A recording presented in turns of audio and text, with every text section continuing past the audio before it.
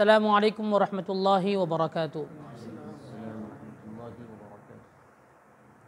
इमाम अहले सुन्नत मुजद्दिद दीन व मिल्लत शरीयत आगाह तरीक़त दस्तगाह शहज़ादा फ़ारूक़ आज़म शेख़ुल इस्लाम वल मुस्लिमीन आरिफ़ बिल्लाह आशिक़ रसूलुल्लाह हाफ़िज़ मोहम्मद अनवारुल्लाह फ़ारूक़ी अलैहि रहमतु व रिज़वान बानिए जामे निज़ामिया की अज़मत और रिफ़ात के क्या कहने, जो मुस्लिह दक्कन भी हैं।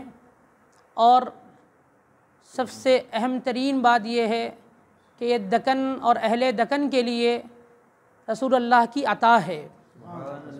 शेख़ुल इस्लाम को रसूल करीम सल्लल्लाहु अलैहि वसल्लम ने अहले दक्कन के ईमान की हिफाजत के लिए भेजा और आपने अहले दक्कन के ईमान की हिफाजत भी फरमाई, अक़ायद बातिला की तरदीद फरमाई।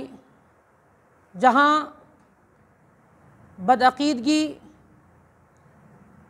अपनी आवाज़ों को बुलंद करती, शेख़ुल इस्लाम ने अपना कलम का ज़ोर दिखाया और उनकी ज़बानों को बंद कर दिया।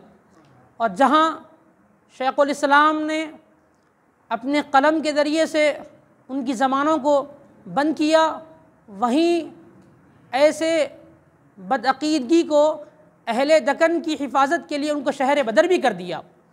शेख़ुल इस्लाम हैं कि जिस जिहत में शेख़ुल इस्लाम को हम देखते हैं, मुकम्मल कामिल हम शेख़ुल इस्लाम को पाते हैं।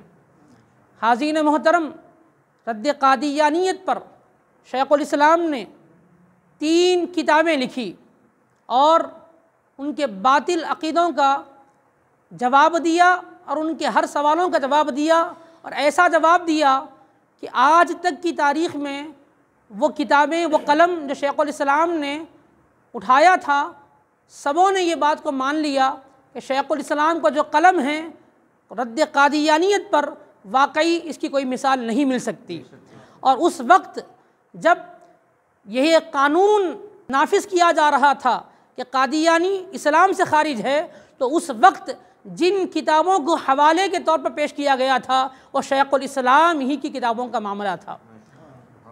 उनमें शेख़ुल इस्लाम की किताबें भी मौजूद थी। रद्द क़ादियानियत पर शेख़ुल इस्लाम ने इस तरह अक़ीदे की हिफाजत अहले दक्कन के लिए फ़रमाई, आमाल के मामले में हिफाजत फ़रमाई कि यकीनन इसकी कोई मिसाल हमको नहीं मिल सकती। हाज़रीन मोहतरम, याद रखें, शेख़ुल इस्लाम वो चमकते हुए सूरज के मानिंद है कि उनकी हकीकत, उनकी मारिफत सब पर आया हैं। अगर कोई शेख़ुल इस्लाम की मारिफत से वाकिफ़ नहीं है तो हम ये नहीं कहते कि उसका न जानने से शेख़ुल इस्लाम की अज़मत में कोई फ़र्क नहीं पड़ सकता। अगर कोई सूरज को थूकना चाहे तो सूरज की आन बान और शान में कोई फ़र्क नहीं आएगा, उल्टा थूक उस पर ही गिरेगा। अगर कोई शेख़ुल इस्लाम की क़द्र और मंज़िल को नहीं जानता, अगर ऐसा नाक़दरा इंसान दुनिया में पाया जाता है तो हम ये नहीं कहते कि वो जाने, इसलिए कि शेख़ुल इस्लाम की अज़मतों को वही जान सकता है जो सच्चा रसूलुल्लाह का आशिक़ होगा, इसलिए कि ये आशिक़ रसूल को रसूलुल्लाह ही ने भेजा है। तो आशिक़ को आशिक़ ही पहचान सकता है, मुनाफ़िक़ नहीं पहचान सकता।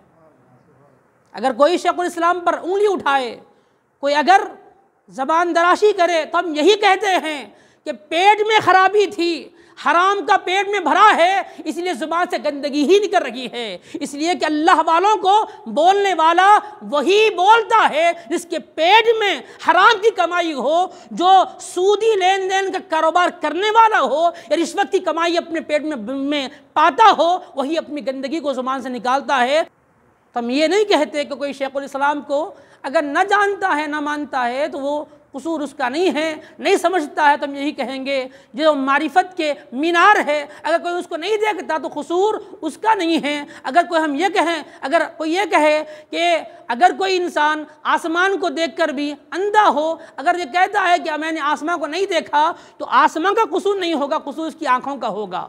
कि इसकी आँखों में फतूर है, तो जब बोलेगा उसकी ज़बान में फतूर, उसके दिल में फतूर, उसके पेट में फतूर होगा। अल्लाह ताला हम सब को औलिया किराम की मोहब्बत और उनकी अज़मतों, उनकी कदर करने वाला बनाए। आमीन। वल्हम्दुलिल्लाहि रब्बिल आलमीन।